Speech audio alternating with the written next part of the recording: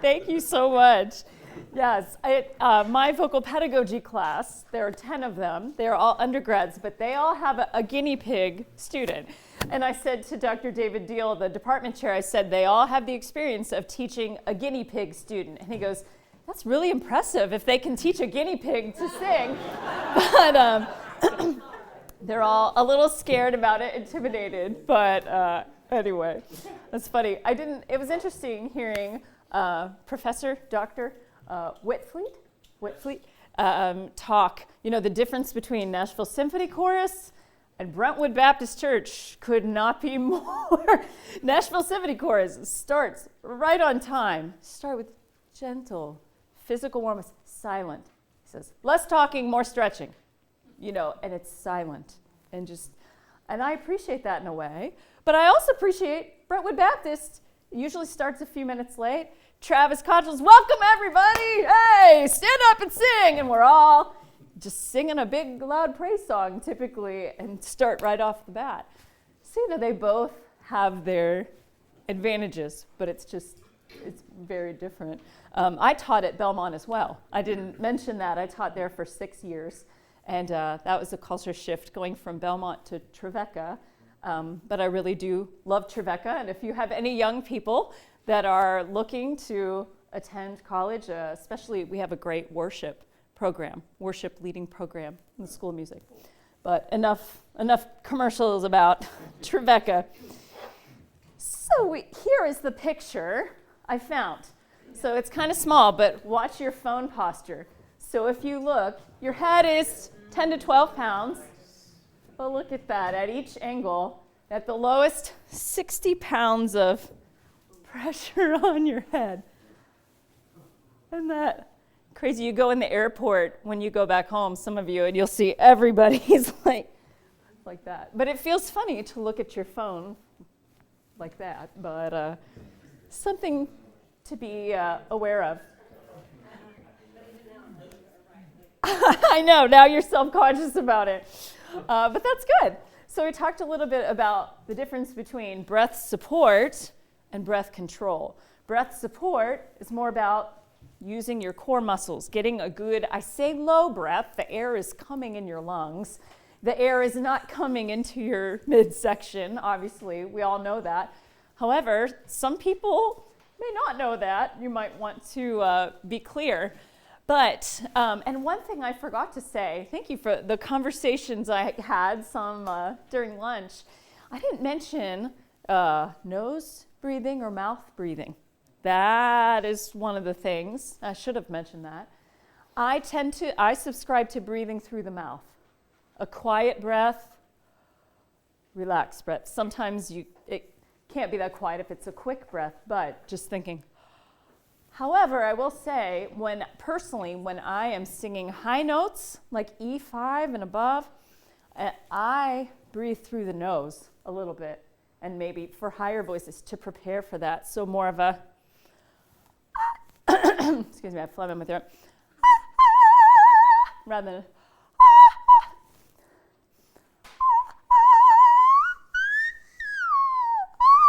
when I'm preparing for like whistle tone and those higher things, I breathe more through the nose. Or you can do a combination of both if you have a lot of time. But I find when you breathe through the nose, one, if you've got a mic, it can be noisy. I mean, and you just don't get as much air, typically. But you can breathe like, pretend you're smelling in a rose. I think James McKinney has that in his book. The different ways. Breathe as though you're, smelling a flower. But breath control is the other part of it. So that is how much you're bringing your vocal folds together. So looking at vocal folds, I do want to show you this, and it's kind of related, kind of not. Oh, there is my huge, it's not coming up there. Do I have to drag it? Oh, yes. Here we go. There is my huge, if you could see, that is our shower, so that is my huge stalagmite. Where am I? I'm going to have to bring over. Let's see. I'm going to have to look over here.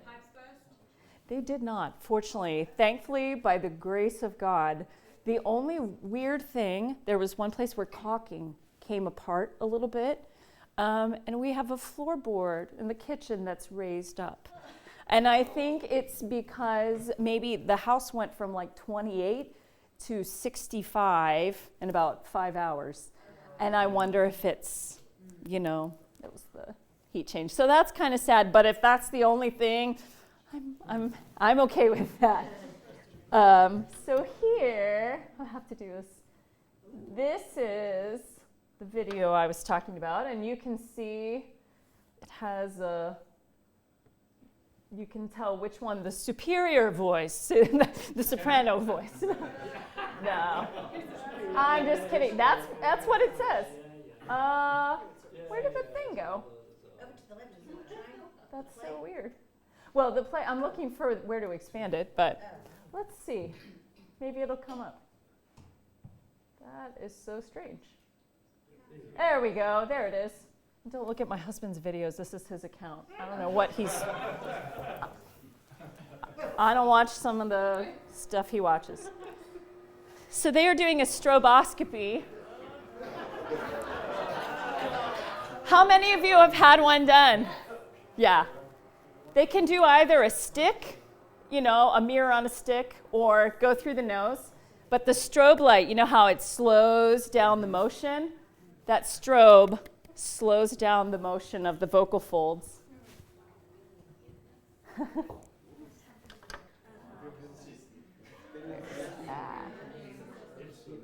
Now, if you listen, I think.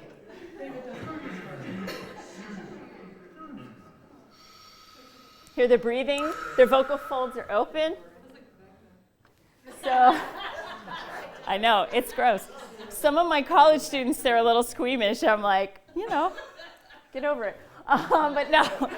So you can see these are the vocal folds here, the true vocal folds. There's also, you have false vocal folds. So if you ever aspire to sing like a Tibetan monk, you can use both sets of folds, your true vocal folds and your false folds, and make 2 notes at one time. This funny thing here is called the epiglottis. So that is what keeps food from going down your windpipe, your trachea. So every single time you swallow or eat, that little flap is constantly covering your trachea so food and water goes back to your esophagus. So the human body, it's just amazing what God has designed. And these little vocal folds for a female, like coloratura, they're like a dime, like circumference, diameter. Males are about a nickel or a quarter. So, and those little folds for an A, 440, come together 440 times per second. Those little, vocal folds there. But that's what this leaf-shaped thing is. Okay. You'll notice the bass's vocal folds are thicker. Soprano.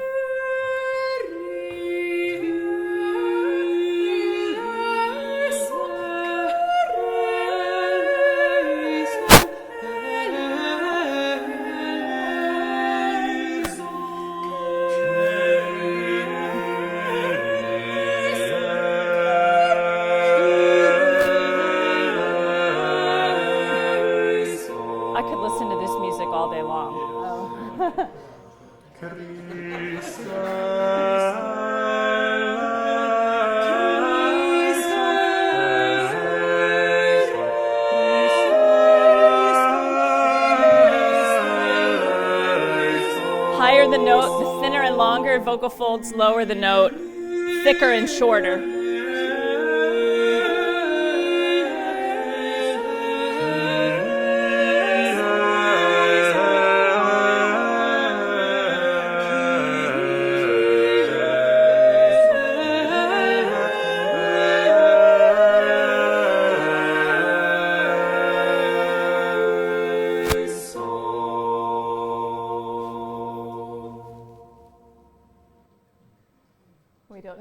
It going out of their noses now.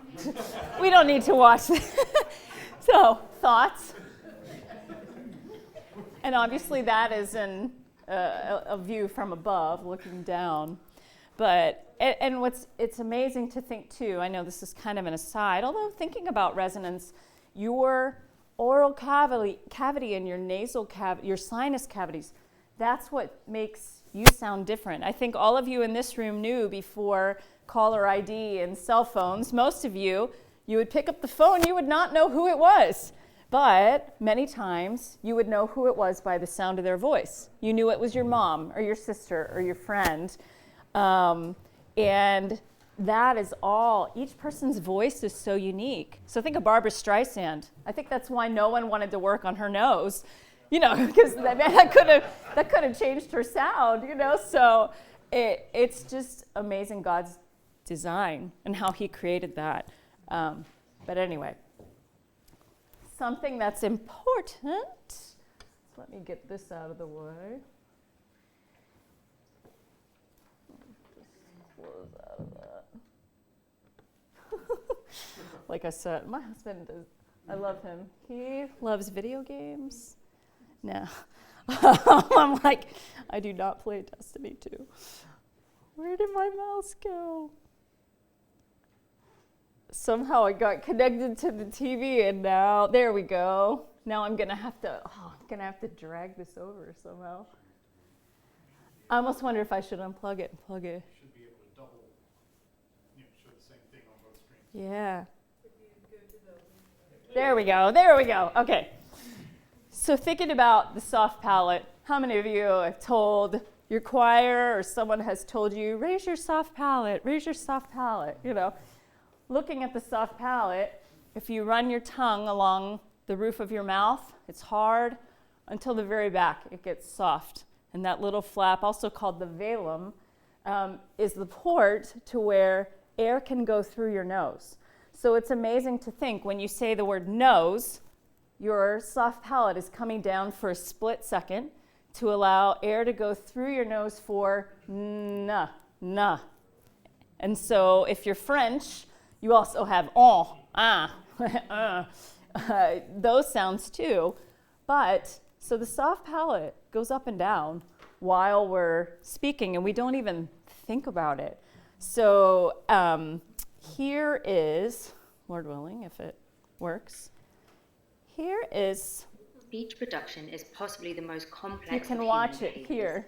In 1 second of fluent speech, we can produce approximately 5 or 6 syllables comprising 10 to 12 phonemes and a variety of articulatory gestures.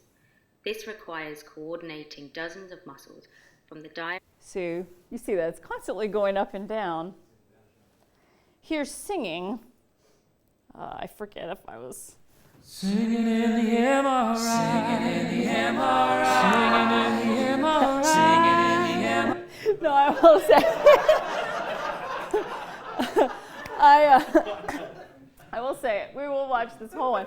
The whole reason why I'm talking about the soft palate is because when you're creating more space inside your mouth, it allows you to have more resonance. And you probably know if your mouth is shut down and you're singing for your song like you're just speaking, singing in the MRI, you're not going to have much resonance. But with classical music, many of you have more traditional choirs, soft palate being high and, the drop jaw, that's big, right? And this is going to make everybody yawn after lunch thinking of the space, that beginning of a yawn. Your soft palate is high. So he's also going to do different styles of singing. And so watch what the Hi, my name's Tyler Ross. I'm a singer, voice teacher, and vocalist in New York City. And using the magic of MRI technology, I want to show you what it looks like inside my head and neck while I'm singing. But first, let me warm up on a lip trill.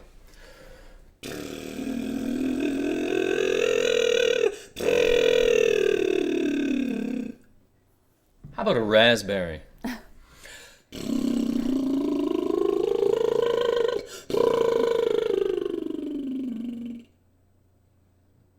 Weird, right? Want to see that on an ooh vowel? That's where soft palate's its highest.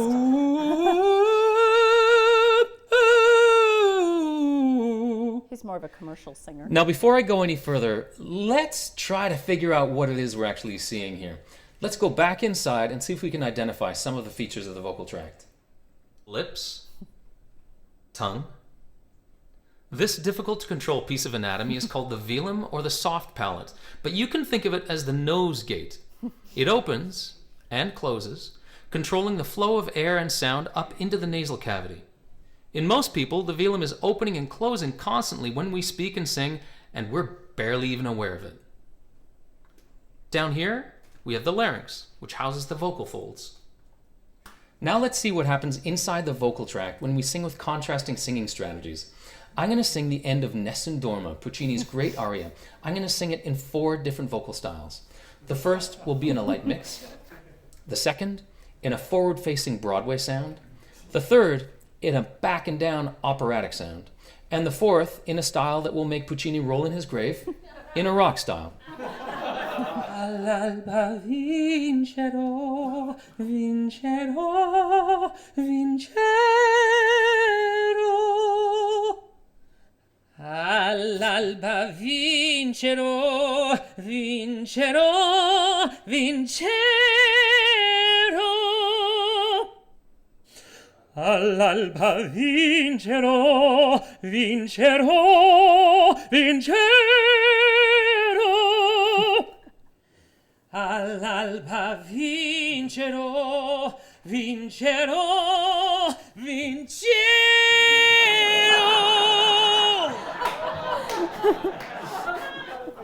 So you can see why. Yes. Yes. Yeah, true. So all that to say, we say lift the soft palate, but sometimes we don't even really kind of know what it is. But that just shows you vin. It came down for vincero. But if you're singing musical theater, you are going to have a little more air going through the nose, probably. If you're singing country, you're going to have a lot more tone coming through the nose. Your soft palate will be lower. Now, if you are any of you from like New Jersey, New York, any Yankees? Any Yankees here? I'm from Pennsylvania.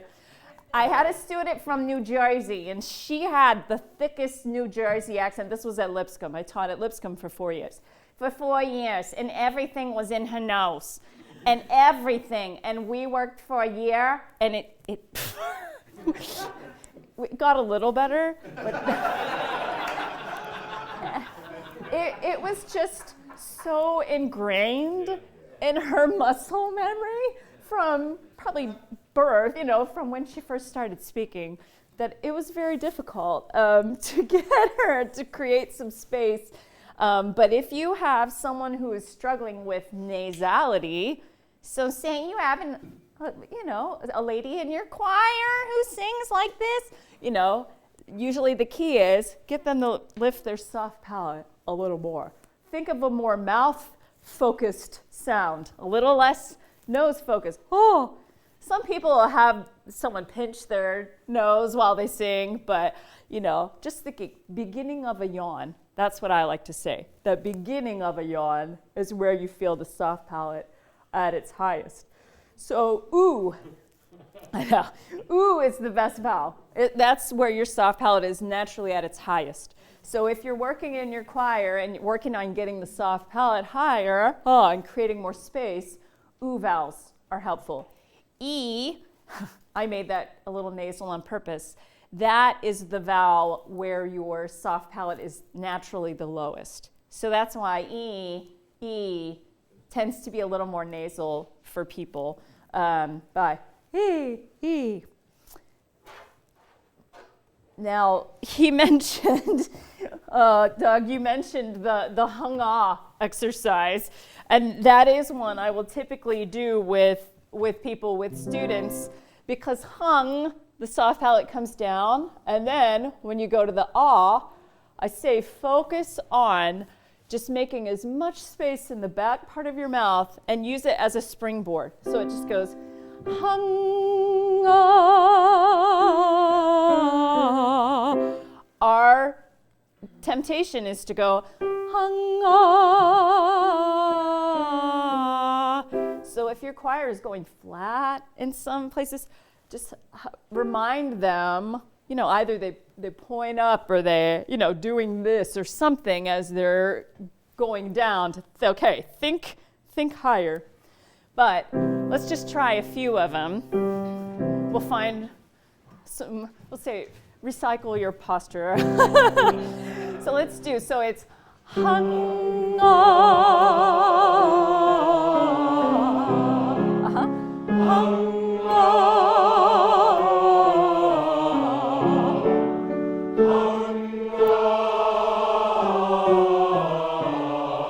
Yeah, beautiful. Now for this one, purposely make your soft palate lazy and make it kind of stay in a more nasal place, just for fun. Here we go. And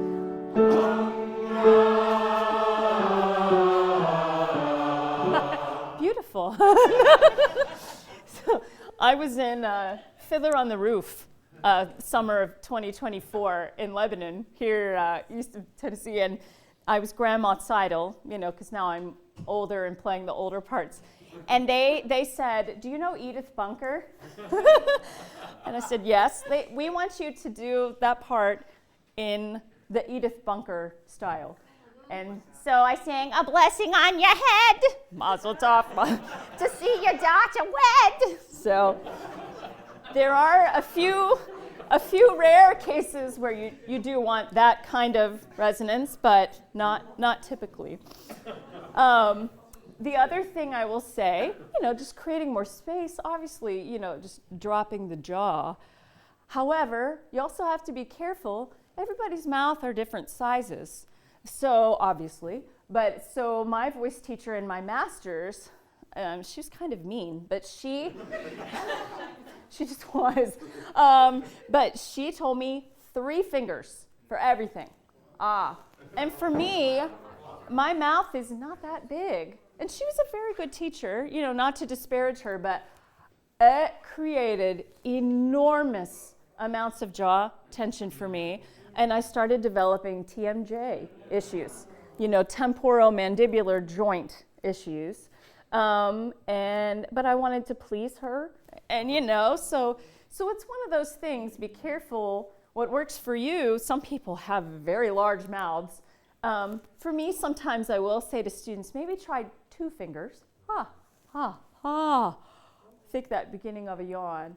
But I'm always careful that they don't develop that. So when you're saying drop the jaw, you might have overachievers in your choir who then are like,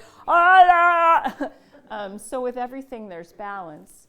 But that's just how to find resonance more naturally by opening the mouth more. One of the biggest things for beginning singers, and we were talking, gentlemen, I don't know your name. What was your name? Kelly. We were talking about, sometimes even with older singers, or there's just a tendency to sing the way you speak. And for commercial music, that's more okay. But when you're trying to find space and modifying the vowel, we tend to want to sing like this. And especially sometimes in the South with words that are, like Lord, Lord, when you want Lord, Lord, with very little R. Sorry, I'm going off in different, but I told the altos, like, just open your mouths more, because if you're singing, Lord, no one can hear you. Doesn't matter how big of a breath you get, So just thinking about that helps. If you've heard about vowel modification, I'm sure you know about that. Thinking about as you get higher, the vowels get a little taller, but also sometimes as you get into the lower register, in my opinion, you have to brighten it a teeny bit or else it can get lost. So just thinking about those things. Now here's something that's a little more, how should I say, dicey. Some people don't like talking about placement. I have found it's helpful for me, and I've found it's helpful for a lot of my students. However, if they just really don't get it, if it doesn't work for them, I don't push it. It's just sometimes, especially for tenors and sopranos, sometimes it helps to think of things being more forward.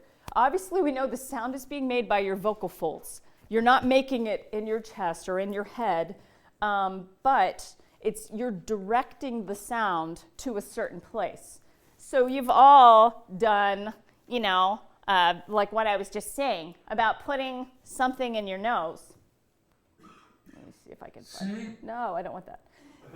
You've seen this musical, right? The rain in Spain stays mainly in the plain.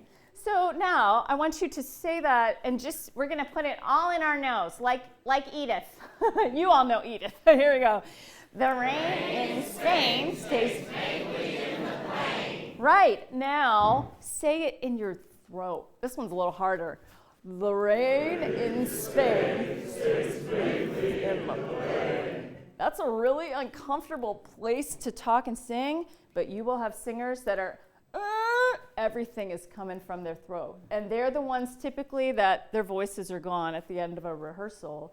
So that's why sometimes placement is helpful, for that. What I like is kind of this teeth oral placement.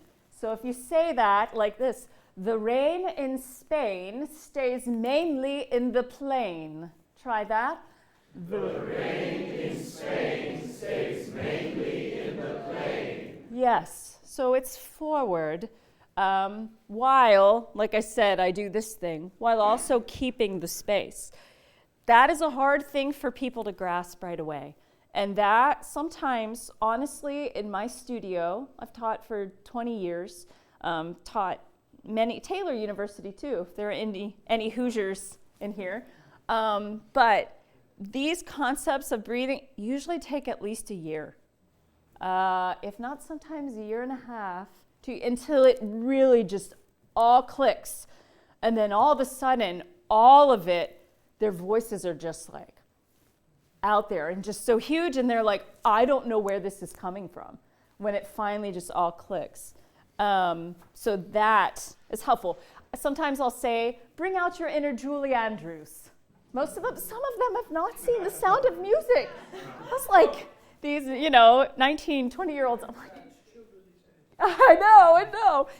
So I said, bring out your inner Julie Andrews, because British people tend to speak more in a forward placement with more space than us Americans that don't use our lips hardly at all.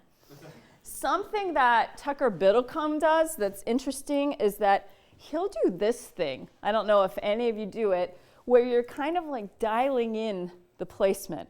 So there are times when the sopranos I'm saying sopranos because they're usually over here. Sopranos are way too bright. The basses are not bright enough, and they're getting lost. So he'll have us all go something like,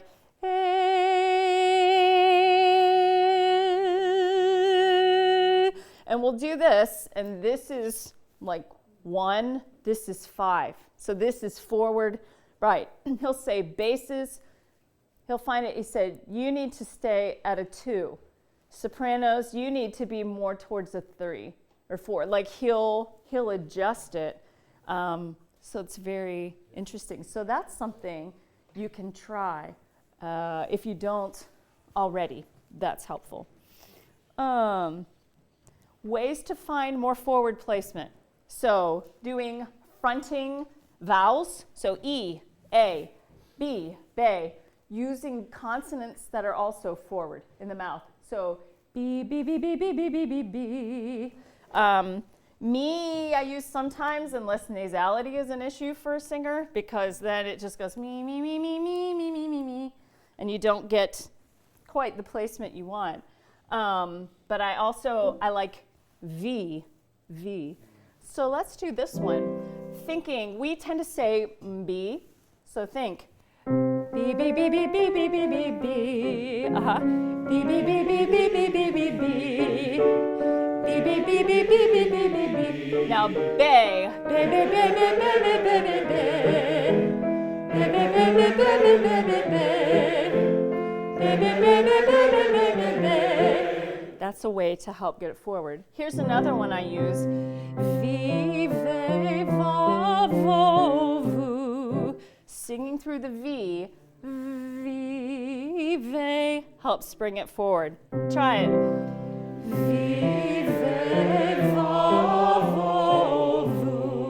Yeah, good. it, and finding that sometimes even just doing that helps. Certain people, kinesthetic learners, it helps to do something with their hands. That helps. Something else that helps me, hopefully some of these tips are helpful, I will tell, especially for commercial music or to snarl a little bit. Have you ever heard of yee? It just kind of helps bring the sound forward, to put your lips out and snarl just a teeny bit. So it's imperceptible. You obviously don't want to be singing like that. But if you, I don't know, I'm trying to think. I didn't write an exercise down. But just if you think of Amazing Grace, Amazing Grace, Grace.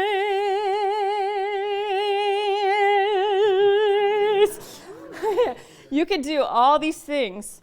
So the hard thing is when you're in front of your choir, like, okay, there's so many different people, you can't fix it all.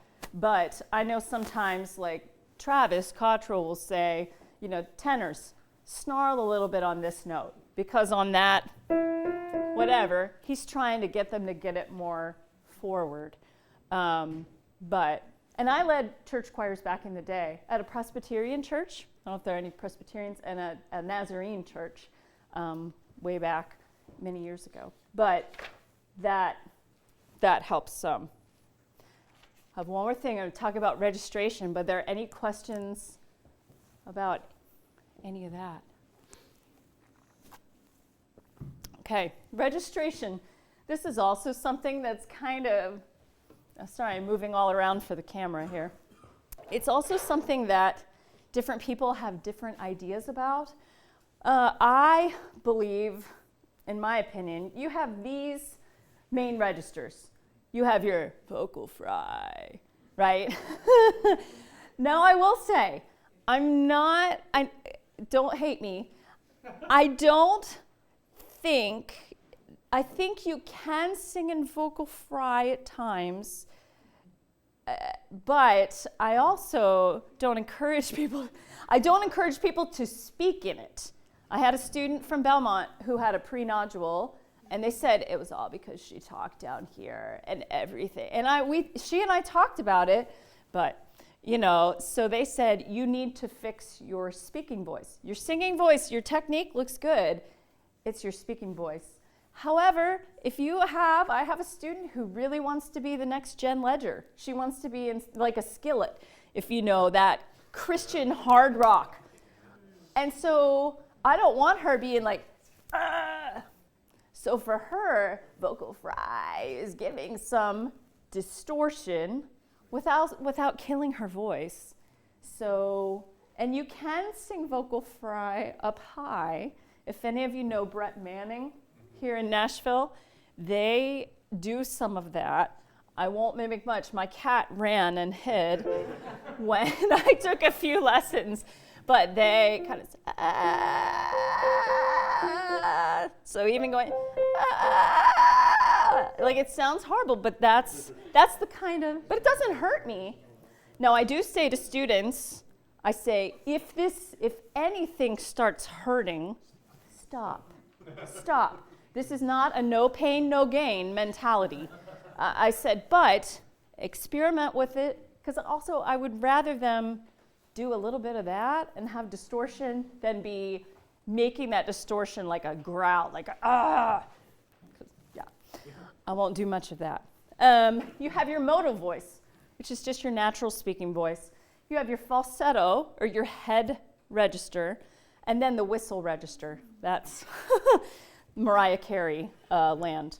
So it's really chest and head. It's where you feel the resonance.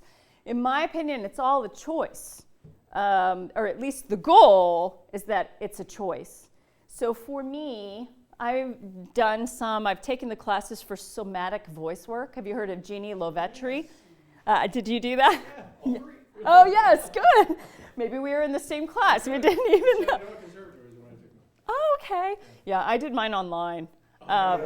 So not as good. I wish I could have I did one in 2020, so that definitely wasn't in person. And then the other one I did was 2022. So that was before they were having them back in yeah, yes. So there's your chest register, you know. Then she would say there's a chest mix. So it's not quite as heavy. Is your Ethel Merman ballad. That's more of a chest mix. That's more classical, right? That's my head mix. So I think you can sing in a head voice.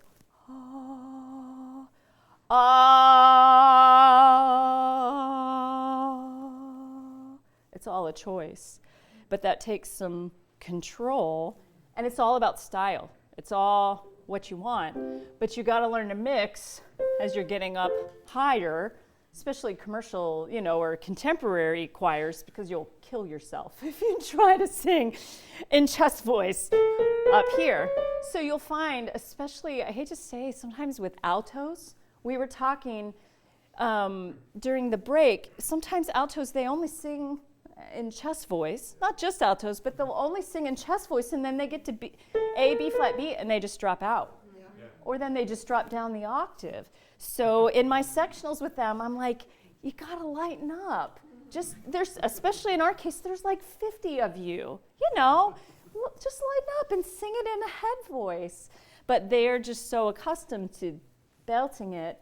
So the concept of mix, and it feels so weak, that head voice feels so weak, but it does get stronger the more you sing with it. I don't know how many of you struggle with those issues of registration with your choirs, or, you know, and it's challenging. You can also sing.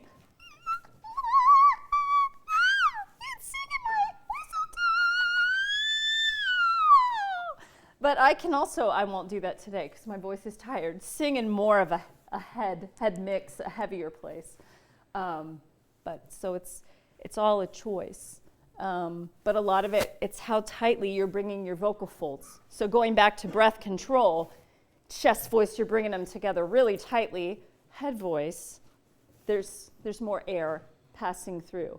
Head mix is in between, and then chest. So I hope that helps a little bit. With resonance, thinking space gives you more resonance. Thinking about registration, if everything is, you know, in your chest, there's not going to be much sound coming out. It's going to get stuck.